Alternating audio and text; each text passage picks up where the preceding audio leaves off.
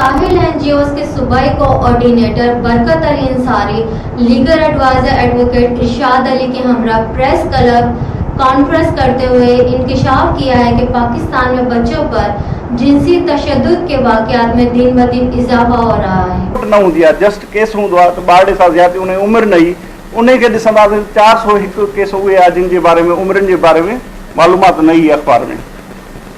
सूबे जी सतह ते जेकॾहिं ॾिसूं त असांजो पंजाब वॾो सूबो आहे, उन में तमामु घणा केस थिया आहिनि। उन में 652 जेके आहिनि पंजाब में थिया आहिनि, सिंध में 458 जेके आहिनि वाक़िया थिया आहिनि ॿारड़े सां।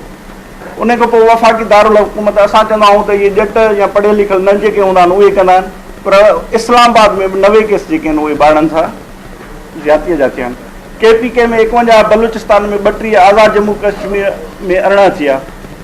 अर्बन ऐं रूरल ॿाहिराड़ी ऐं शहरनि ते नज़र विझूं त ज़्यादातर जेके वाक़िया थिया आहिनि उहे ॿाहिराड़नि में थिया आहिनि। जेके 59% आहिनि, 41 जेके आहिनि उहे जेके आहिनि शहरनि में केस थिया।